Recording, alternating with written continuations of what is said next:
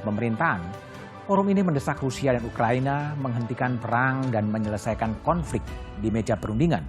Akankah perdamaian antara Rusia dan Ukraina jadi kenyataan? Atau hanya tinggal harapan? Inilah satu meja The Forum, G20 dan nasib Rusia-Ukraina.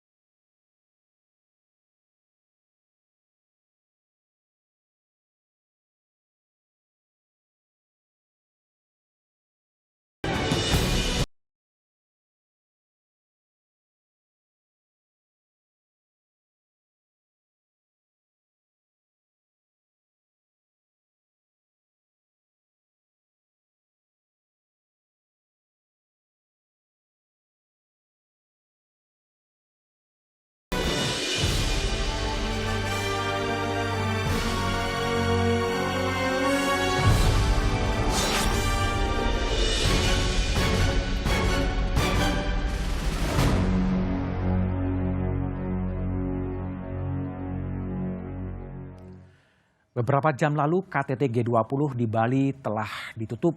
Deklarasi pemimpin G20 telah disepakati, termasuk seruan penghentian perang di Ukraina. Akankah G20 bisa menghentikan perang dan menghadirkan perdamaian di muka bumi?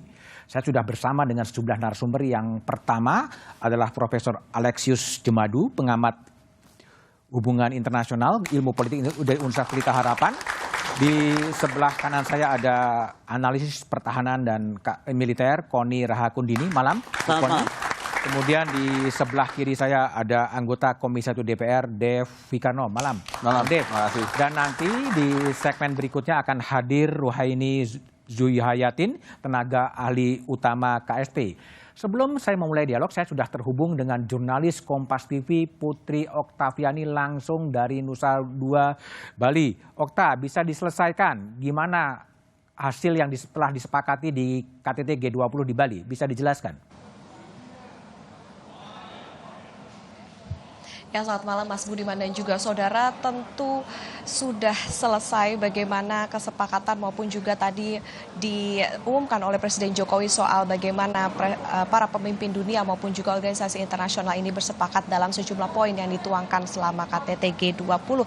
Ini menjadi keberhasilan dari Indonesia bahwa di tengah situasi pandemi, di tengah situasi yang tidak menentu, Indonesia bisa membawa G20 hingga ke puncaknya atau ke KTT. Ada sejumlah hal yang dituangkan dalam beberapa poin. Salah satunya adalah soal isu kesehatan, bahwa meskipun situasinya sudah membaik, tetapi masih ada wabah yang perlu diwaspadai seperti misalnya COVID-19 maupun juga cacar monyet. Dalam poin ke-19, G20 dan juga komunitas global ini sepakat untuk bisa membantu meningkatkan kebersamaan dalam pencegahan dan juga penanganan pandemi. Kita tahu salah satu juga keberhasilan dari G20 Indonesia ini adalah mengumpulkan pandemic fund atau dana pandemi 1,4 miliar dolar Amerika yang digunakan nantinya untuk bisa membantu negara-negara terutama yang rentan untuk menghadapi pandemi.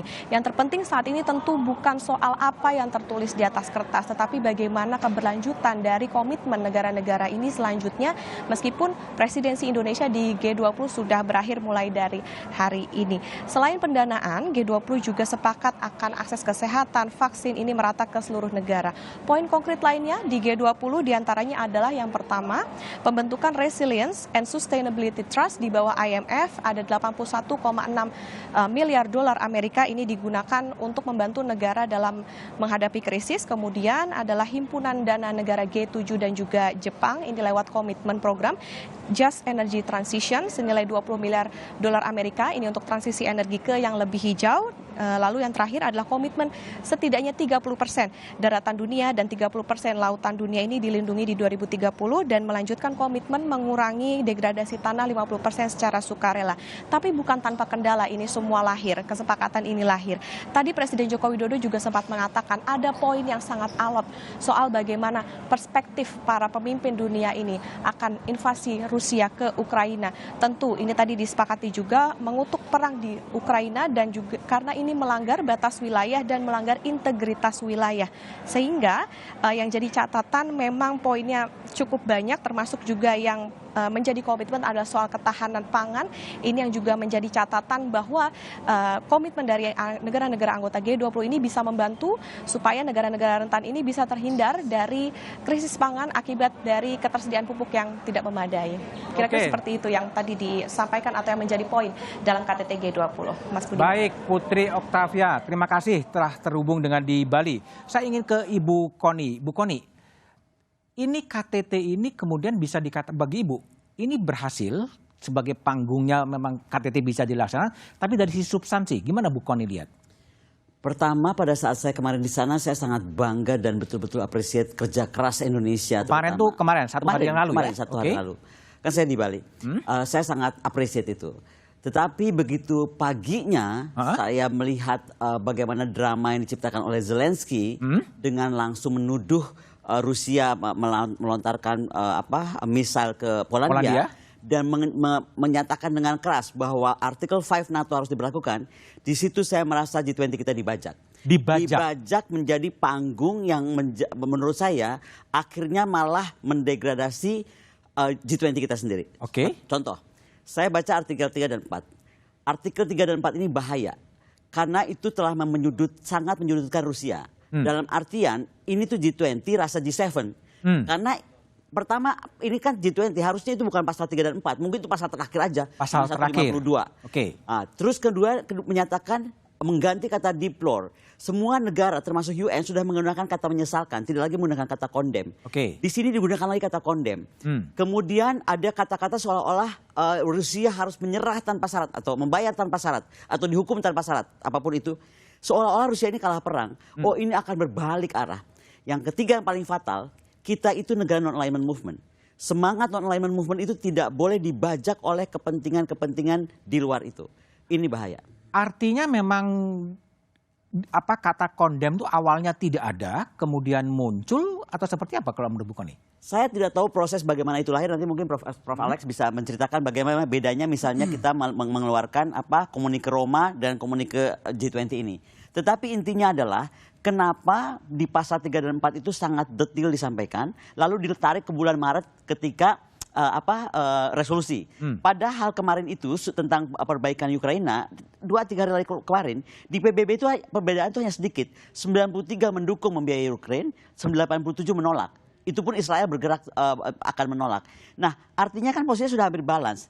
Tiba-tiba Zelensky ini bikin panggung ini tadi yang menurut saya sangat tidak fair, dan inilah saatnya dunia sadar bahwa kita tidak boleh terus-terusan dijebak oleh permainan seperti ini. Dijebak oleh permainan. Malah kalau saya lebih jauh, mohon maaf Pak Budi ya. Pak Budi pernah dengar nggak? Sebenarnya Geneva Convention itu sudah harus memasukkan artikel tentang bagaimananya bahayanya hoax.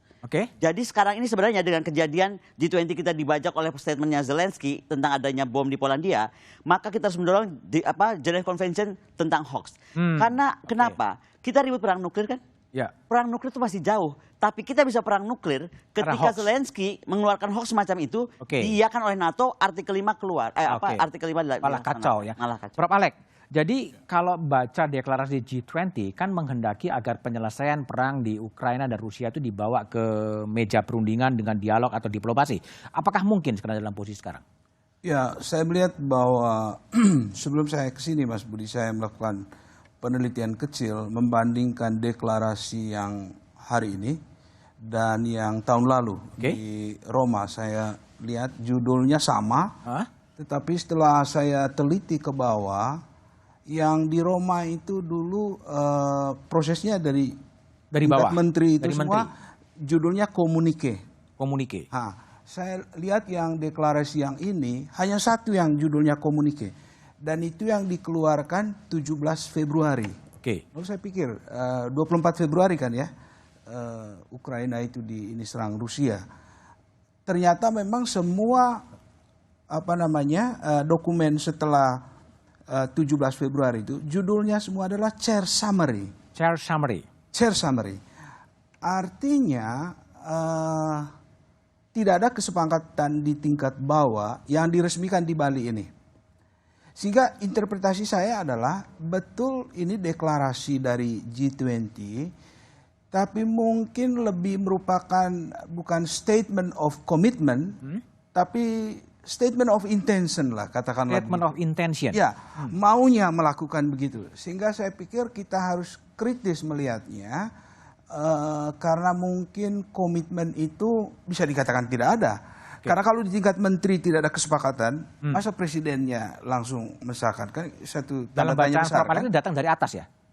Ya, ini kan prosesnya mulai dari bawah kan, di tingkat menteri dulu toh, menteri sepakat, lalu akan disahkan di Bali, lalu keluarlah statement itu toh, sehingga menjadi komunike, ya.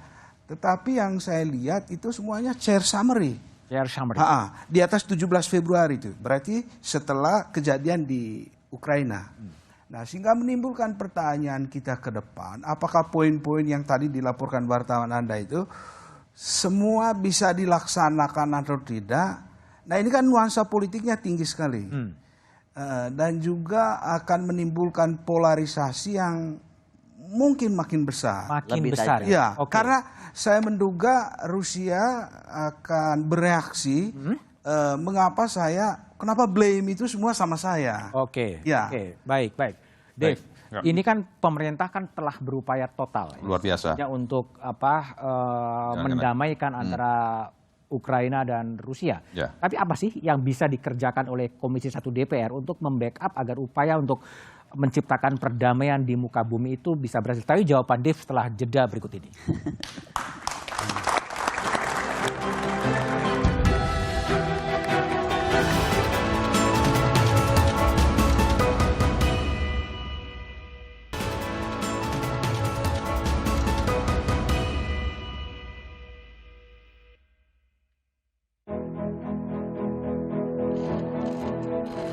Inilah momen Presiden Joko Widodo menyambut para delegasi dari 17 negara dalam puncak KTT G20 di Nusa Dua, Bali.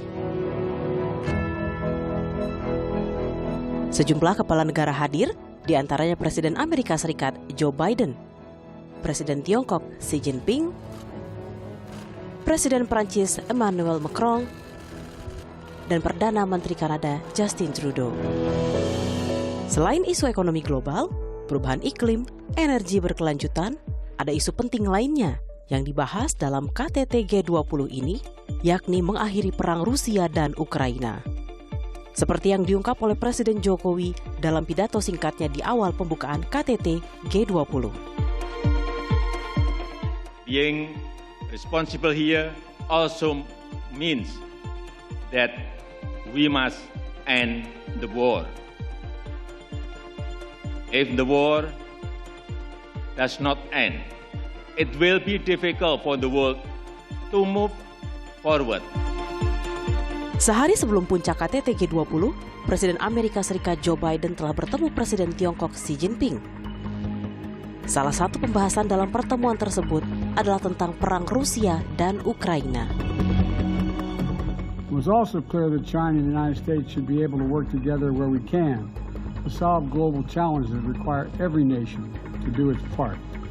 We discussed Russia's aggression against Ukraine, reaffirmed our shared belief in the threat where the use of nuclear weapons is totally unacceptable. Lalu, bagaimana nasib Rusia dan Ukraina setelah G20? Mampukah G20 menghasilkan kesepakatan bersama demi perdamaian dunia?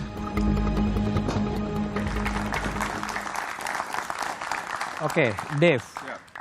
Ini pemerintah Presiden Jokowi khususnya memang sangat berupaya keras untuk mendamaikan, menghentikan perang di Ukraina dan Rusia. Komisi 1 memandangnya seperti apa? Ya, jadi gini, pertama kita apresiasi luar biasa kepada pemerintah dan seluruh panitia pelaksanaan acara ini berlangsung dengan baik. Presiden itu dari awal itu sangat memfokuskan tenaga pikirannya, bahkan sampai naik kereta berjam-jam ke Kiev untuk ketemu Zelensky, terus habis itu langsung terbang ketemu Putin, lalu habis itu lanjut ke UAE. Itu kan berarti menunjukkan memang dia sangat serius. Dan ya memang kita agak sedikit kecewa. Kecewa kenapa panggung yang sedemikian indahnya dan bagusnya diganggu di ujung dengan ada drama-drama yang Panggung yang mana nih? panggung acara yang di G20. G20, Nah, ini kan sudah luar biasa. Ada hasilnya, pertemuannya sudah berlangsung dengan baik. Akan tapi ada usaha-usaha untuk tadi kata-katanya Bu Kony gitu, mencuri, membajak spotlight-nya daripada Indonesia. Akan tapi ya itu hanya sedikit media saja, tapi media secara keseluruhan masih melihat fokus kepada keberhasilan dan juga kerjasama yang disepakatin. Nah, kalau kami dari DPR, ya pastinya semua kebijakan-kebijakan yang dibuat oleh pemerintah itu kan harus didukung dengan program legislasi. Apakah itu dari sisi anggaran ataupun juga dari sisi undang-undang dan juga dari sisi pengawasan memastikan program yang dibuat itu berjalan dan sesuai dengan tujuan utamanya. Nah, itulah tugas kami di Komisi 1 dan DPR secara keseluruhan. Bagaimana Anda lihat deklarasi G20 yang ada di Bali tadi untuk menyelesaikan konflik Rusia dan pemulihan ekonomi sebenarnya? Ya, kalau untuk pemulihan ekonominya itu kan sudah ada sovereign fund, terus juga ada pandemic fund. Nah, itu kan semua berjalan dibuat untuk kepentingan penyelesaian tersebut. Nah, untuk penyelesaian konfliknya itu sendiri, nah ini memang kita ya nggak bisa hanya satu dari satu sisi, akan tapi harus dari semuanya. Semua negara harus sepakat untuk menurunkan tensi. Yang sengsara itu kan bukan hanya Rusia dengan Ukraine. Sekarang orang di Eropa Barat semuanya sengsara. Tagihan listrik, tagihan gas yang tadinya sebulan hanya 150 euro tiba-tiba mendadak jadi 500. Itu kan akan mendorong inflasi. Untuk Belanda saja diproyeksi tahun depan inflasinya akan mencapai 2 digit. Nah, alhamdulillah puji Tuhan Indonesia hanya sekitar 5,5 sampai 5,7. Oke, baik. Bu Kony kan orang menyebutkan cukup dekat dan mengetahui Putin ya. Nah, kalau kemudian melihat deklarasi seperti itu, adakah peluang Putin untuk mendengar dan kemudian stop the war itu? I don't think so. Malah akan jadi sangat kecewa karena sekali lagi kita semua tahu bahwa akhirnya G20 ini bebannya jadi rasa G7. Kemudian kata-kata di komunike tadi, kalau disebut komunike juga, itu terlalu keras. Ya kan, yang tadi saya bilang kata-katanya sudah malah kembali ke titik nol. Kembali ke titik nol. Kembali ke titik nol, malah memperuncing. Yang paling parah adalah tadi harus menyelesaikan dengan tanpa syarat. Itu berat buat negara terhormat berdaulat, ya kan? Dan ini kan Rusia ini kan sebab akibat. Tidak mungkin dia tiba-tiba keisengan gitu menyerang kan atau melakukan military operations. Nah, apalagi kembali kelihatan Zelensky ini juga lagi panik. Kita kan tahu terakhir ini seperti apa. Sam Bankman ini kan kasusnya besar. Ini nggak main-main loh. Sam Bankman ini membuktikan bahwa ternyata dana perang itu bisa di-laundry masuk ke dalam Partai Demokrat membiayai Presiden Biden. Makanya saya melihat ketika Presiden Biden gesturnya kepada presidensi demikian manis, menurut saya ini ya, Presiden Biden harus aman dengan China. Karena dia nggak mungkin musuh dengan semua orang dong. Nah, tapi ada baiknya adalah kemudian kita akan berharap kasus atau exit door dari Ukraine case tidak dilempar ke Taiwan. Karena saya menangkap itu di tengah jalan kemarin kan, ketika Pelosi tiba-tiba berkunjung ke Taiwan. Makanya saya berharap tidak ada yang bergerak ke sini. Nah, itu yang juga kita sangat appreciate Presiden Jokowi pidatonya di Kamboja. Ini kayaknya overlook nih gara-gara G20. Padahal pidato Presiden itu keren sekali. Presiden bilang begini, jangan sampai ada satupun negara di kawasan ini mau dijadikan proksi. Dalam bahasa saya itu, jangan ada yang mau diukrainisasikan. Ukraina ini sekarang menjadi negara paling bodoh di dunia. Menurut saya, mohon maaf ya. Ini perang bukan antara dia. Perangnya kecil lah kalau antara dia itu bisa diselesaikan kalau dia duduk. Ngajak. Tapi kemudian itu jadi ladang perangnya orang terhadap Rusia di tanah dia. Dan dia itu menjadi presiden yang menurut saya paling hina sedunia. Meminta-minta kesana kemari, baik senjata, baik untuk kehidupan, atau enggak marah-marah kesana kemari gitu. Jadi gimana saya juga jadi nggak ngerti. Tapi gini, apakah kemudian Putin udah tahu ya bahwa deklarasi akan begitu dan kemudian dia memilih untuk tidak datang sebenarnya dengan bukan. Waktu pertemuan saya di Valda dengan Presiden Putin, beliau bilang saya akan usahakan datang. Tapi kalau sekarang saya udah boleh bocorkan ya. Kalau Presiden Putin datang, beliau itu kita sebutnya biasanya kapal laut flotilla ya. Tapi sekarang saya sebutnya formasi udaranya flotilla juga ya. Dia akan datang dengan 11 pesawat. Dengan 11 pesawat? Dengan 11 pesawat. Show of force juga? Pertama show of force. Kedua Pak Budi bisa bayangkan nggak? Musuhan sama satu negara aja udah pusing. Ini 7 negara musuhin dia, ya dia akan lebih ekstra. Saya sampai bilang Pak Dev ya, hati-hati ada lalatnya tuh drone. Kan sekarang perang udah yang jangan diharapkan kayak perang nuklir. Saya udah nggak takut sama perang nuklir, saya lebih takut sama perang yang terlihat. Makanya tadi saya bilang, pernyataan yang berbahaya dari Zelensky dan kebiasaan dia membuat hoax internasional seperti ini, harus kita berpikir segera Komisi 1 mungkin mendorong lahirnya konvensi Geneva untuk berita palsu atau hoax. Karena itu bisa drive the war even though nggak ada nuklir. Gitu Pak Budi. Jadi memang ini bahaya sekali sebenarnya. Posisi Putin tidak akan mundur, posisi tidak akan mundur ya? Tidak. Iya, Prof. Alex, Putin justru tidak akan mendengar dan tidak akan mundur sebetulnya. Ya, saya pikir dia akan pertama beri reaksi dulu terhadap apa yang dihasilkan di Bali ini. Kan? Dan untuk tidak menggambarkan situasi ini gelap sama sekali, kita bisa berharap kepada peran dari Presiden tahun 2023 yaitu India. Oh, India. Ya, mempertimbangkan kedekatannya dengan Rusia, mudah-mudahan balance itu dikembalikan. Ya, dalam rangka mendamaikan yang di atas ini.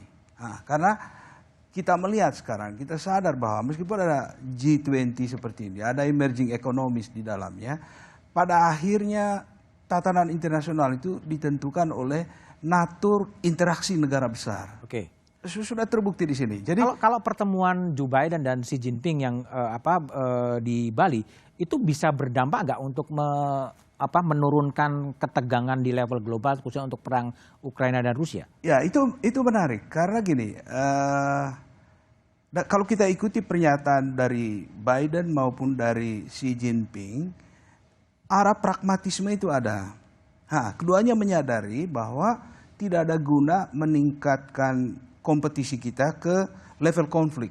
Kita akan dirugikan. Lebih baik kita kerjasama. Dan dari situ mereka mulai menyusun yang kita harus nanti monitor tindak lanjut dari pertemuan di Bali itu. Kalau itu nanti memang mereka serius bahwa mau menekankan interdependensi mereka, kerjasama mereka, maka itu berita baik bagi kita. Karena startnya nanti harapan kita dari situ, kalau Cina dan Amerika itu bisa kerjasama, mungkin bisa mengkondisikan semua yang lain. Tetapi spirit yang ada di balik poin-poin deklarasi Bali ini memang sedikit mencemaskan. Karena politiknya itu tinggi sekali. Terlalu kental. Alinea pembuka itu poin 1, poin 2 itu udah dimulai dengan politik dan itu menentukan tone ke belakang, bawahnya. The whole draft. 52 pasal. Iya, ke bawah itu memang bagus semua statement itu yang menyangkut krisis yang terjadi multidimensi sekarang semuanya bagus, tapi kalau politiknya ini tidak mengizinkan sulit juga. Tapi memang jangan itu memang jadi atensi publik juga isu politik itunya sebenarnya lebih dominan sebetulnya. Iya, orang kalau baca dokumen itu kan dia lihat yang pertama itu apa kan, Mas? Karena itu membuka yang ke bawah kan. Kalau di situ dibuka dengan suatu nada atau frame politik, nah itu menentukan seluruhnya. Itu nanti bagaimana itu dilaksanakan. Belum lagi kalau kita mempertimbangkan proses yang kita tahu selama ini ya. Tadi yang saya bilang hanya chairs summary ya, bukannya kesepakatan. Artinya kita masih mempertanyakan kira-kira compliance dari negara-negara ini nanti terhadap kesepakatan itu seperti apa. Karena di dalam satu penelitian yang dibuat oleh pusat studi di Kanada itu, jadi keberhasilan KTT itu diukur dari tingkat compliance terhadap item-item yang disebut di situ.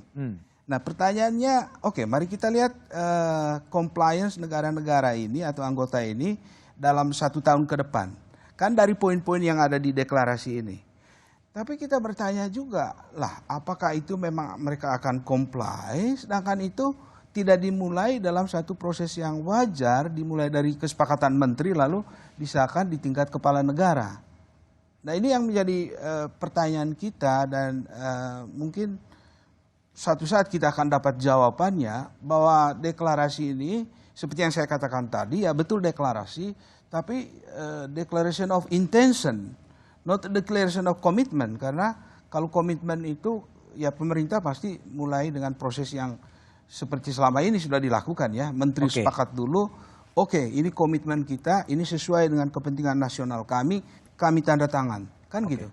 Ya. Baik, oke, saya ke Ibu Ruhaini. Bu Ruhaini. Ya, Bu Ruhaini mungkin akan bergabung. Kira-kira bagaimana dengan hasil dari G20 yang baru ditutup tadi, tapi tanggapan dari Bu Ruhaini setelah jeda berikut ini.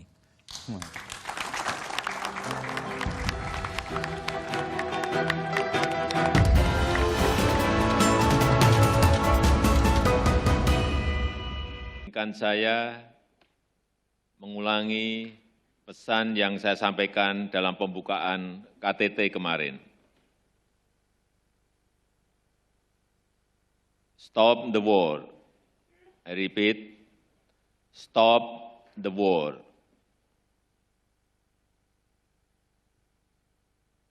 A lot is at stake. Banyak hal yang dipertaruhkan. Perang hanya akan menyengsarakan rakyat. Pemulihan ekonomi dunia tidak akan terjadi jika situasi tidak membaik.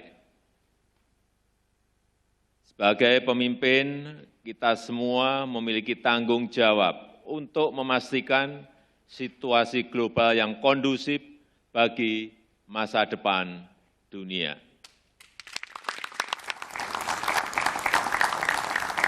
Masih bersama saya Budiman Tanrujo di Satu Meja The Forum. Telah bergabung bersama saya tenaga ahli utama Kantor Staf Presiden Ruhaini Zuhayatin.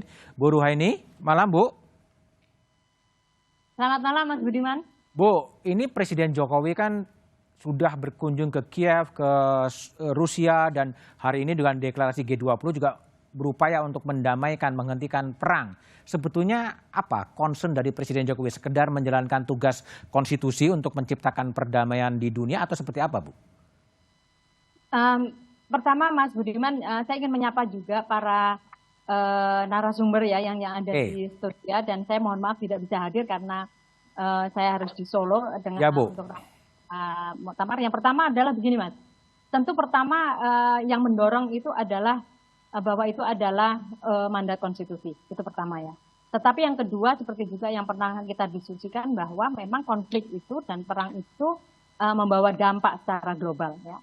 Dan apalagi saat ini kita masih belum betul-betul pulih dari pandemi, kemudian tentu saja pandemi itu sendiri juga kemudian membawa dampak krisis ekonomi dan lain sebagainya, dan tentu saja konflik ini kemudian lebih mempersulit kondisi global, dan kebetulan ya kemudian presidensi G20 itu ada di Indonesia, dan presidensi G20 ini menjadi sangat berbeda gitu karena memang situasi politiknya demikian, dan juga adanya pandemi sehingga juga itu krisis ekonomi terjadi, sehingga apa yang disampaikan oleh Presiden tentu saja menyangkut dua hal tadi itu. Satu, mandat konstitusi, yang kedua adalah keharusan untuk mengadres isu itu secara global. Ibu, jadi setelah deklarasi G20 diadopsi, nah apa yang harus dilakukan oleh pemerintah Indonesia juga agar betul-betul suara khususnya untuk stop the war itu bisa terlaksana di lapangan, Bu? Pertama, tentu saja perang ataupun konflik Rusia dan Ukraina ini kan mempunyai dimensi yang beragam ya, itu multidimensial, dan perdamaian itu membutuhkan effort dan juga membutuhkan jalan yang cukup panjang ya, dan tentu saja juga tidak ini harus juga diselesaikan oleh semua negara, mengingat akhir-akhir ini misalnya kita juga melihat bagaimana konflik ini juga melibatkan negara-negara yang lain. Nah oleh sebab itu Indonesia adalah salah satu dari sekian negara, setidaknya anggota G20 dan juga komunitas internasional itu yang juga harus bersama-sama untuk mendorong agar konflik ini mengalami deeskalasi, terutama konflik militernya mengalami deeskalasi, dan semua negara mendorong untuk kedua negara mematuhi kembali multilateralisme mekanisme itu, sehingga masalah-masalah yang selama ini memunculkan konflik militer ini dapat diselesaikan dalam perundingan. Tentu tidak mudah, tetapi deklarasi yang disampaikan oleh Bapak Presiden bisa digunakan sebagai satu satu awal ya, menjadi milestone untuk menuju kepada satu proses panjang menuju perdamaian ini, Mas Budiman. Oke, baik, Bu Ruhaini, kembali ke Bu Kony. Bu Kony, ini kan kelihatan tren perkembangannya kan sudah negara-negara seperti Belarusia, Cina, Iran, dan korut mendukung Rusia melawan NATO, Amerika Serikat sebaliknya. Ini pertanda apa? Dunia akan makin damai, makin atau harus bersiap menjadi kekhawatiran publik perang akan berlanjut dan lebih besar sebetulnya? Saya kira selama dunia itu dilakukan dengan cara hegemonic power seperti hari ini, itu dunia nggak akan pernah damai. Karena banyak hal dibajak, bukan saja masalah ekonomi, tapi masalah teknologi misalnya. Kita lihat misalnya persaingan Amerika dan China. Itu kan lebih kepada teknologi, kepada ekonomi, ya kan? Jadi memang sifat hegemonik ini yang mesti hilang.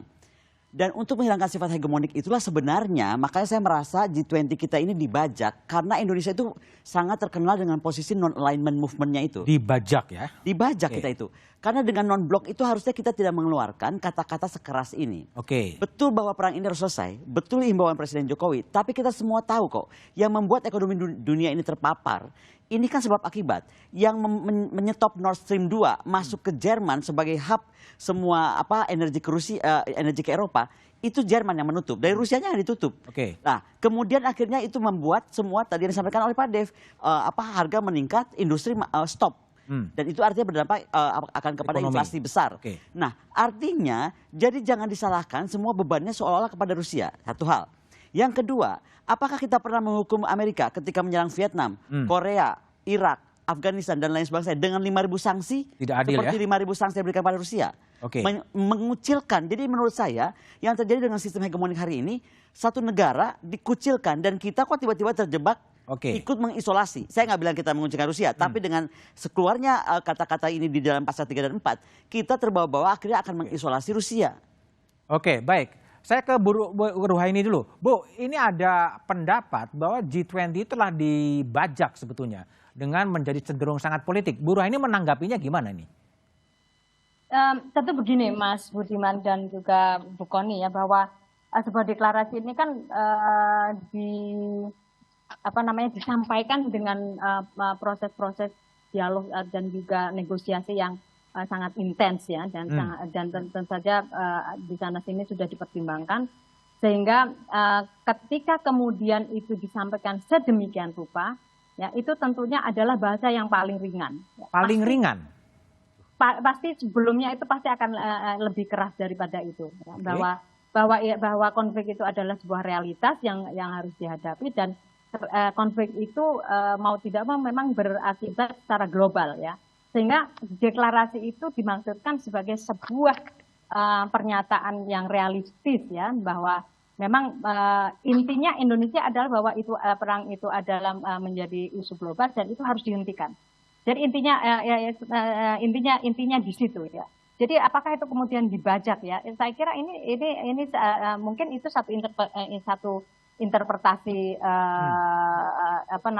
interpretasi, tetapi interpretasi yang lain atau yang kita pahami adalah bahwa ini adalah sebagai sebuah realitas yang kita hadapi, dan realitas itu telah juga membawa dampak secara global pada aspek-aspek yang lain yang seharusnya ini bersama-sama kita perjuangkan agar tatanan dunia baru ini menjadi lebih baik setelah kita suffering dari pandemi dan juga dari krisis ekonomi ya, dan tentu oleh sebab itu saya kira itu normatif saja ketika Indonesia mengatakan bahwa itu stop perang itu ya, dan kemudian mari kita bersama-sama untuk menyelesaikan persoalan-persoalan global yang memang harus segera diselesaikan. Dev, ini tadi Bu Koni mengatakan bahwa panggung G20 harusnya milik Indonesia kemudian dibajak. Dan kemudian muncul juga artikel 3 dan 4 yang kira-kira masuk kepada mengutuk kepada terjadinya perang di Rusia dan Ukraina. Gimana Anda melihat penggunaan diksi soal kondem itu sendiri sebetulnya? Ya jadi gini, memang ya tadi kan kita semua sudah sepakati bahwa perang ini tuh bukan hanya karena Ukraina dengan Rusia. Perang ini pasti sudah berlangsung panjang. Mungkin kalau ditarik balik mungkin 6 bulanan lebih. Catherine the Great dari era 10 tahun yang lalu, 10-12 tahun yang lalu ini konflik ini tumbuh. Puncaknya itu pas penyerangannya itu. Nah, tapi ya itu tadi katakan jangan akhirnya Rusia itu ditekan terus-terusan. Kita lihat lah. Jangan ditekan terus-terusan. Kenapa? Lihat Korea Utara, lihat Kuba. Disanksi selama puluhan tahun, Iran puluhan tahun disanksi. Akibatnya apa? Nggak ada apa-apa. Negara tetap berjalan. Ya memang ekonominya nggak bisa berkembang dahsyat. Tapi rakyat tidak ada teriakan dari rakyat untuk menjatuhkan kepemimpinan rejimnya. Jadi dan ini akan terjadi juga. Yang rugi itu yang sengsara itu akhirnya masyarakat dunia. Inflasi yang terjadi di Eropa dan di beberapa negara-negara lain itu akan berdampak pada supply chain. Dampak kepada supply chain akhirnya barang produk-produk yang lain mahal, akhirnya barang-barang juga akhirnya semua naik. Contoh aja, handphone Ya, sekarang kan baru tuh Samsung yang Z4 baru keluar. Itu susah barang di mana-mana. Kenapa? Karena chipsnya susah dapatnya. Nah, karena itu juga dampak dari perang. Terjadi juga dengan produk-produk lain, kendaraan-kendaraan lain. Akhirnya barang jadi mahal, spare partnya tinggi, barangnya susah, akhirnya terjadi lonjakan harga. Itu akan terus mendorong inflasi, menyusahkan masyarakat. Ya, tapi tadi bagus tuh Pak Budi. Beliau menyatakan soal Z4, soal chip. Sebenarnya isinya G20 ini teknologi. Kan forum ekonomi teknologi, misalnya bagaimana kemudian kita tidak terkonsentrasi kekuatan keahlian itu ada di Belanda saja atau di Taiwan saja, tetapi kemudian di shift ke kita.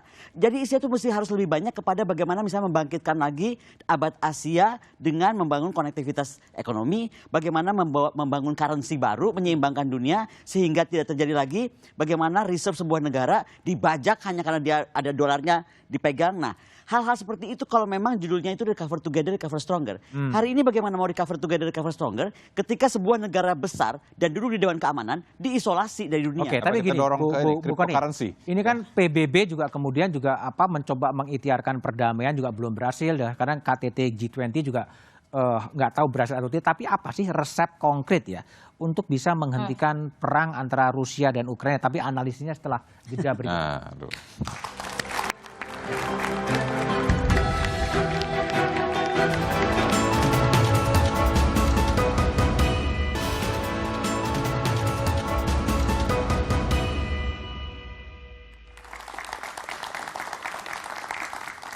Masih bersama saya Budiman Tanrujo di Satu Meja The Forum. Kembali ke Bu Kony Rahakundini. Bu, sebetulnya apa sih ini perang yang fisik ya, udah hampir 6 bulan sejak Februari sampai sekarang. Sebetulnya apa resep yang paling konkret, yang paling bisa menghentikan stop the war seperti keinginan dari Presiden Jokowi? Saya berharap kemarin forum G20 itu bisa menurunkan ego. Karena sekarang cuma masalah ego kok ini. Tadi saya bilang kan, selalu Rusia itu diblame seolah-olah menyetop ekonomi dan memperkuat mempersulit kesemuanya. Kita lihat saja energi lah. Energi itu drive everything. Drive the people, drive the industry, drive the economic. Yang menyetop Nord Stream itu siapa? Ditutupnya di mana? Itu di Jerman. Jerman itu apa? Jerman itu hub untuk ke seluruh Eropa. Jadi kan artinya ini ada ego. Nah ini menurut saya harus selesai adalah bagaimana ego itu diturunkan atau dihilangkan. Persisnya gimana yang dimaksud dengan menurunkan ego itu? Ya akhirnya sadari saja bahwa Rusia itu unbeatable. Unbeatable, dia survive dengan 5.000 sanksi. Saya bilang Presiden Presiden Putin itu sepertinya meng-copy paste semua pemikiran Bung Karno dan juga cara Bung Karno survive. Misalnya berdikari. Berdikari itu dilakukan betul. Ketika Swift Code dimatikan dari dunia, perdagangan dia terhenti, dia bikin Swift Code baru. Ketika internet dimatikan, dia bikin. Nah, sekarang persoalannya, mampukah orang lain begitu? Tidak mungkin. Tapi Rusia mampu. Jadi menurut saya, kata-kata semakin keras atau dengan mengancam dia seolah-olah tanpa syarat harus menyerah, itu sepertinya posisi Ukraina itu menang perang. Atau posisi NATO menang perang. They're not win anything. They are... Menurut saya dia tuh malah makin mundur. Yang tadi Pak Dev sampaikan, kalau sampai 2 digit inflasi selesai Eropa, Pak. Oke, baik.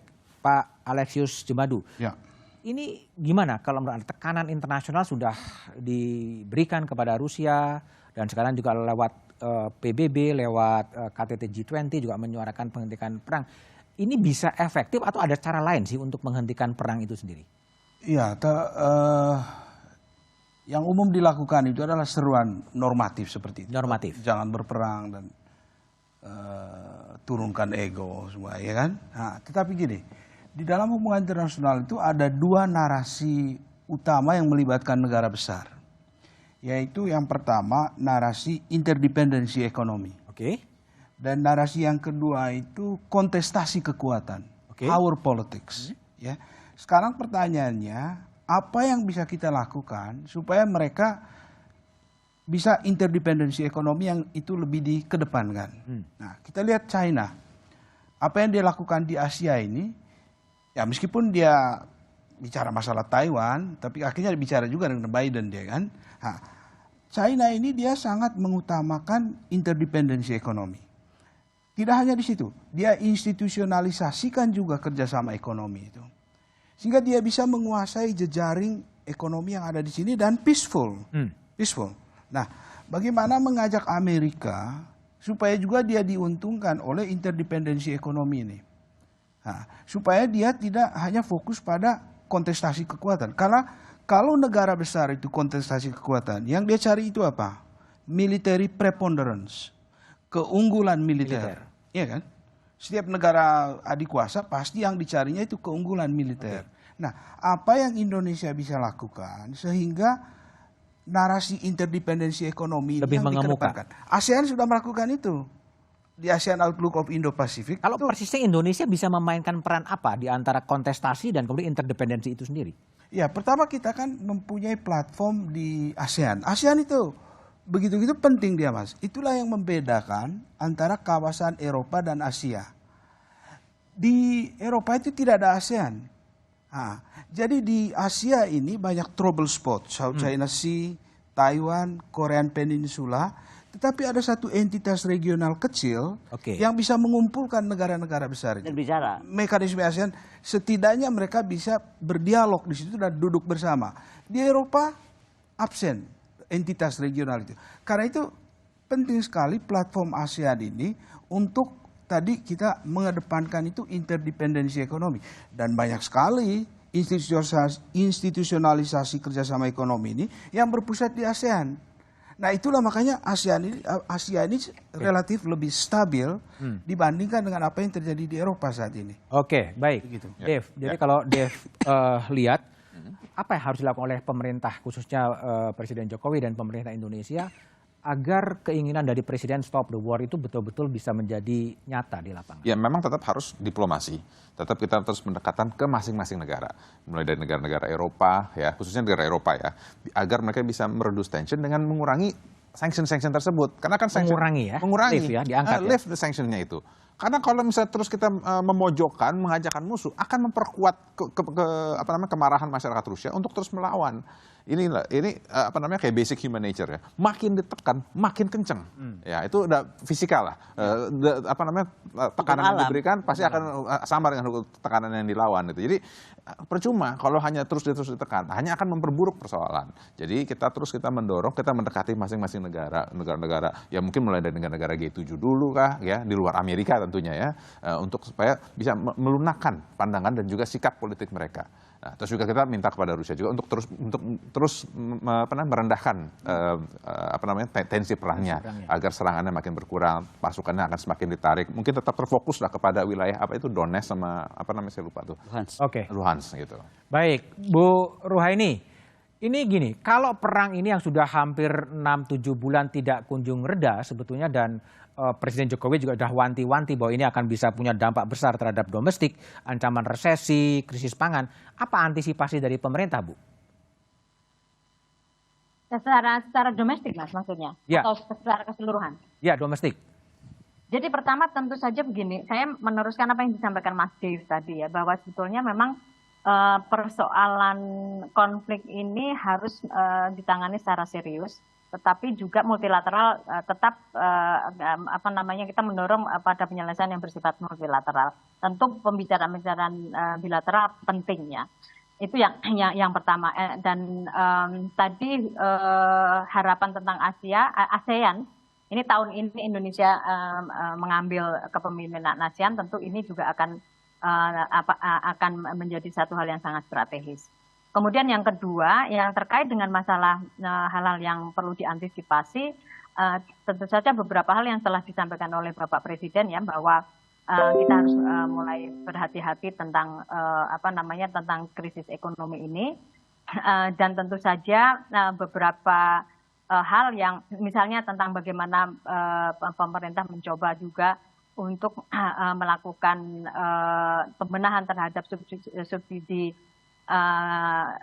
bahan bakar ya, yang itu kita juga banyak bergantung kepada ekspor. Hal-hal yang bersifat itu ada impor itu memang harus segera dicarikan solusinya ya, dan pemerintah terus berupaya. Pertama adalah ketergantungan terhadap energi itu juga mulai dipikirkan, kemudian juga hal-hal yang terkait dengan masalah pangan juga demikian. Ada banyak program-program tentang diversifikasi pangan yang itu tentu saja sangat penting ya, karena bagaimanapun itu adalah menyangkut masalah kebutuhan banyak orang. Tetapi pada intinya bahwa Indonesia harus menyiapkan substitusi dari hal-hal yang bersifat impor.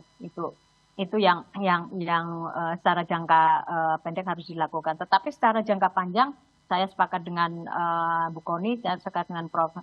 Dan juga dengan Mas D bahwa persoalan ini harus segera diselesaikan, tetapi juga penyelesaiannya harus melalui satu mekanisme multilateral dengan mendorong para pihak untuk kembali mematuhi efektivitas dari mekanisme multilateral itu. Oke, baik. Bu Kony, kembali. Ini kan ada dua kekuatan besar ya, China dan kemudian juga Amerika. Selain itu, ada nggak sih negara-negara yang bisa membujuk atau melakukan berbagai upaya untuk stop the war itu sendiri sebenarnya? Selain ego ya? Saya kira begini, selain kita cuma bisa menghimbau stop the war, China tuh belajar banyak loh dari kejadian ini. Dia itu kenapa sekarang semakin mendekat dengan Rusia dan malah mungkin akan menghasilkan currency baru namanya Euro. Ya. Karena dia akan melihat bahwa ternyata kalau sistem hegemonic power seperti ini, siapapun yang akan besar, termasuk Indonesia kalau kita 2045 menjadi besar, kita akan menjadi ancaman bagi negara hegemonic power itu. Oleh karenanya, bagaimana penggunaan non-blok tadi itu harus betul-betul kita bangun dunia sama rata tadi yang seperti impian Bung Karno. Yang kedua, 1955 itu Presiden Soekarno sudah menyatakan bahwa aliansi pertahanan di muka bumi itu membahayakan, sehingga harus dihapuskan. Kenapa kita nggak dorong itu? Ya kan? Kalaupun kita mau kutuk perangnya, kutuk juga aliansi pertahanan itu yang buat gara-gara. Yang ketiga, tahukah kita pidato Bung Karno yang terkenal, To Build the World Anew, itu akan diumumkan UNESCO tahun depan menjadi Treasure of the World. Artinya seluruh dunia akan melihat itu, dan itu yang saya sampaikan diambil oleh Presiden Putin, bahwa dunia itu harus menjadi berbentuk baru, yang fair untuk semua bangsa, yang adil untuk semua bangsa. Nah, sekarang bagaimana mau adil kepada Rusia ketika kita mau bicara aja dia nggak mau dikucilkan. Dikucilkan. Tapi ada yang paling penting dari komunike yang sebanyak itu. Saya mau singgung soal komitmen bersama setidaknya 30% dari daratan dunia dan 30% dari lautan dunia dilindungi di tahun 2030. Kata-kata ini dampaknya ke Komisi 1 besar. Ketika kita ngomong dilindunginya sebuah kawasan, lautan atau daratan, kita melihat kemampuan militer kita mampu tidak melindungi. Karena dengan kemampuan hegemonic power, they can claim kita tidak mampu melindungi, dan they can come. Mereka bisa datang karena kamu tidak mampu melindungi. Nah, bagaimana kesiapan Indonesia melahirkan komunike ini kalau kita kemudian tidak bisa menjaga hutan kita, laut kita akan backfire terhadap kita. Oke, baik Bu Kony, terima kasih telah bergabung di satu meja. Pak Alex, makasih. Yes. Bung Dev dan Bu Ruwaini, terima kasih telah bergabung di satu meja The Forum. Deklarasi pemimpin G20 telah disepakati di Bali. Pesan perdamaian penghentian perang di Ukraina telah disuarakan.